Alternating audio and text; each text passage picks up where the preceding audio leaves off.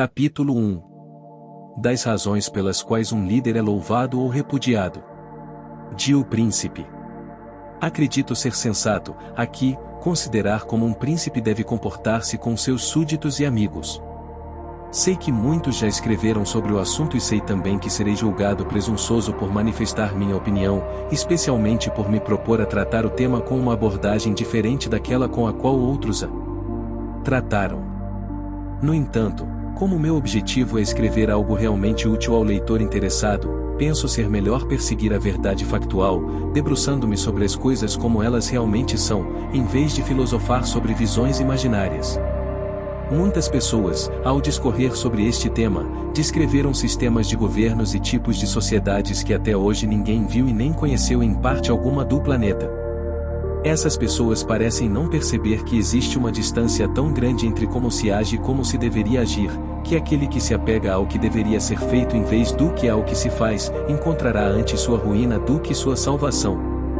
E alguém que quiser praticar a bondade em tudo o que faz está fadado a arruinar-se, entre tantos que são perversos e maus. Sendo assim, é necessário a um príncipe que quiser assumir uma posição de liderança e poder e quiser manter-se nela, acima de tudo, conhecer a fundo a iniquidade humana e aprender a poder ser mau e se utilizar ou não da maldade conforme a necessidade e as circunstâncias. Deixando de lado, então, todas as coisas imaginárias e utópicas que foram ditas sobre o exercício da liderança e do poder e encarando a realidade, permita-me observar que sempre quando alguém fala ou escreve sobre uma pessoa, sobretudo um príncipe, por ocupar lugar de destaque, faz referências a certas qualidades que o levam a ser louvado ou repudiado. Alguns são considerados generosos, outros, mesquinhos, ou alguns honestos, outros, corruptos, ou alguns leais, outros, falsos, ou sábios ou ignorantes, inteligentes ou idiotas, sensíveis ou truculentos, ou humildes ou arrogantes, religiosos ou céticos, egocêntricos ou altruístas e assim por diante. Sei que qualquer pessoa, certamente, concordará que, de todas as qualidades enumeradas, seria louvável que um príncipe possuísse apenas aquelas que consideramos boas. Mas, como a condição da natureza humana simplesmente não permite possuir todas, nem a sua prática consistente, se deseja ser louvado, um príncipe deve ser astuto o suficiente para evitar os defeitos que o impediriam de alcançar seu objetivo, e praticar as virtudes que não afetem negativamente sua realização, mas quando isso não for possível, é coerente que as ignore e siga o curso que se fizer necessário. Isso se justifica porque, entre as pessoas, o desejo de conquista do poder é algo muito natural e comum. E aqueles que alcançam o sucesso serão sempre louvados. Os que fracassam por não alcançar o que desejam serão sempre recriminados e condenados. Por esse motivo, o príncipe que deseja ser louvado, como já falei, não deve se sentir culpado por incorrer em certos vícios para realizar o objetivo ao qual se propôs. Pois, se considerar bem tudo, há muitas características na natureza humana que parecem virtudes, mas, se praticadas, o destituiriam do posto, e outras que parecem defeitos mas que, se praticadas, trazem-lhe conforto e segurança.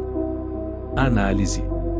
Um dos segredos da vida é compreender que, acima de tudo, ela é um jogo e que as chances de vencer serão muito pequenas se não conhecermos as regras desse jogo.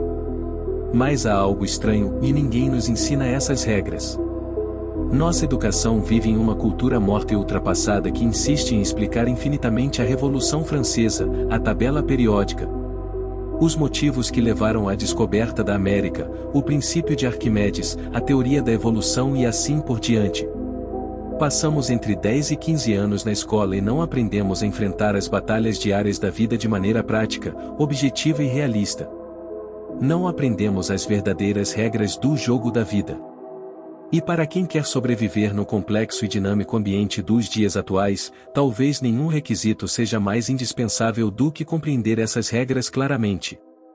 Sem conhecer as regras, não temos como participar do jogo. Assim, a grande maioria dos indivíduos se torna espectadora. Aqueles que descobrem as regras e as aplicam se tornam os protagonistas no cenário. Eles estão em campo, onde está toda a diversão, aventura, glória e riqueza. Enquanto os demais, a esmagadora maioria, fica na arquibancada, assistindo a esses poucos se divertirem em vidas plenas e abundantes. E pior ainda, quase sempre pagam para assisti-los. Mas o que é conhecer as regras do jogo? Falando de maneira geral, conhecer as regras do jogo é entender a realidade como ela de fato é.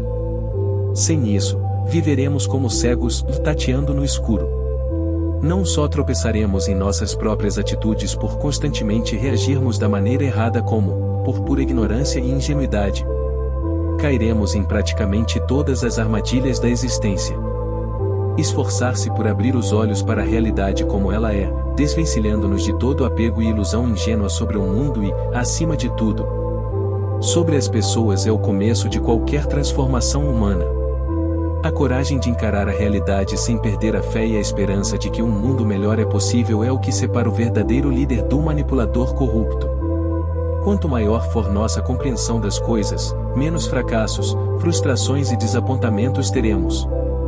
Quanto melhor compreendermos as pessoas, quanto mais entendermos suas capacidades, suas aspirações, seus talentos, suas intenções, seus truques e suas motivações secretas, mais bem preparados estaremos para ajudá-las ou para nos defender delas. Por isso, desenvolver a habilidade de entender o que de fato motiva as pessoas e saber lidar de maneira adequada com essa compreensão é a lição mais importante que você pode aprender no jogo da vida. Pare e pense nisso por um momento. Nossa tendência habitual é reagir a tudo com base nos valores pessoais que cultivamos. Tudo o que estiver de acordo com nossos valores pessoais, nós consideramos bom, e o que não estiver, consideramos ruim. No mundo do poder e dos negócios isso quase sempre é um erro terrível por dois motivos básicos. Primeiro, porque ao julgarmos tudo de acordo com nossos valores pessoais cometemos o erro de pensar que todos cultivam os mesmos valores que nós e que as ações deles estarão sempre de acordo com esses valores. E, nesse caso, quase sempre nos frustramos, porque as pessoas raramente cultivam os mesmos valores que nós e suas ações sempre estarão de acordo com os valores delas, não com os nossos. Segundo, porque agir sempre com base nos mesmos princípios nos torna extremamente previsíveis e, por consequência, vulneráveis diante daqueles que, por mesquinharia, inveja, ódio ou ambição, desejam nossa ruína. Por isso, se você busca poder, prestígio e sucesso, tem de compreender que nada do que existe ou acontece é completamente bom ou ruim. Que nada é tão mal que não tenha um lado bom ou tão bom que não tenha algo mal. É preciso que você tenha sempre em mente que, não importa o quanto uma coisa pareça inútil ou prejudicial, se estudá-la bem, se analisá-la detalhadamente, encontrará uma virtude, um ponto forte, algo que pode ser explorado a seu favor. Pense sobre a morte, por exemplo, ela é boa ou ruim? Para a maioria das pessoas ela é extremamente indesejável e, portanto, ruim. Mas, na verdade, ela não é boa nem ruim. A morte é um evento inevitável e necessário.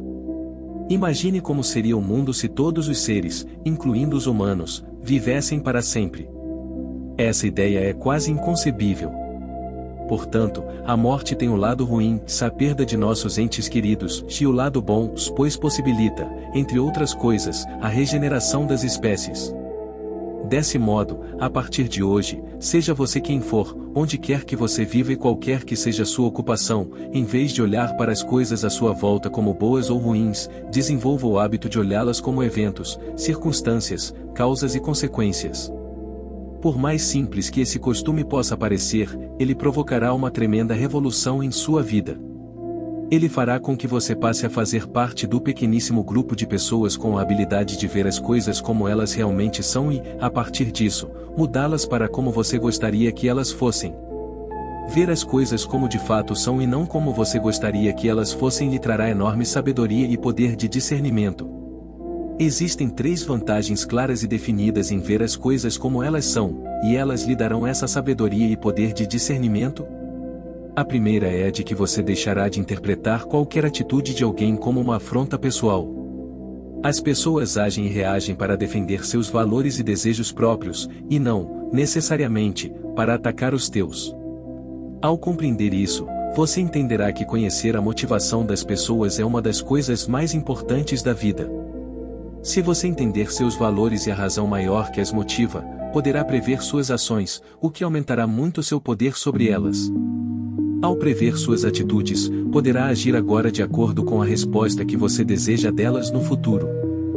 A segunda vantagem é que você abrirá mão da rigidez que existe naqueles que enxergam o mundo apenas por duas extremidades, o preto ou o branco. Aqueles que percebem a realidade assim perdem toda a beleza e magia que existe no azul, no amarelo, no vermelho, no verde e seus infinitos matizes. Pessoas que alcançam prestígio, poder e riqueza são flexíveis e maleáveis. Elas entendem que as regras que valem para uma circunstância deixam de existir quando ela desaparece. Elas sabem também que uma circunstância nunca se repete exatamente da mesma maneira. Por isso, elas nunca se apegam a fórmulas fixas, rígidas e desgastadas. Elas são altamente sensíveis às circunstâncias presentes e seguem seu caminho com as mesmas características da água, adaptando-se rapidamente ao contexto, mudando sua forma a todo instante, mas sem abrir mão de sua essência. Compreenda, pessoas rígidas e inflexíveis, num primeiro momento, podem nos passar a impressão de força e poder. Mas essa impressão não dura muito tempo. Logo elas são superadas e deixadas para trás. Por outro lado, uma pessoa flexível e maleável, embora muitas vezes seja criticada por isso, terá enormes chances não só de chegar ao poder, mas de se manter nele, porque ao se adaptar às circunstâncias ela se reinventa sem cessar. Se você deseja seguir em frente, é importante que não esteja preso. A terceira vantagem de se ver as coisas como elas são é a de que você se tornará uma pessoa mais autêntica. Valores e princípios costumam ser herdados do mundo exterior, família, religião e cultura. Ao seguir esses valores, muitas vezes, abrimos mão daquilo que realmente pensamos e desejamos, e com isso, reprimimos nosso verdadeiro eu.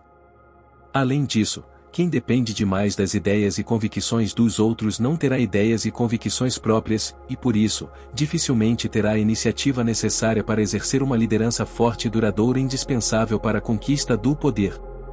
Lembre-se, o poder e a liderança que levam ao sucesso e à riqueza sempre são consequência da habilidade de preencher um vazio, de suprir uma demanda que existe nas pessoas ou no universo. Se você não tiver a habilidade de ver o mundo como ele realmente é, se não compreender as regras do jogo, se medir tudo por seus valores pessoais, se ignorar o que motiva os outros e pensar apenas nas suas ambições pessoais, nem sequer conseguirá perceber esse vazio, quem dirá preenchê-lo. Até o próximo capítulo. Se inscreva e deixe seu like.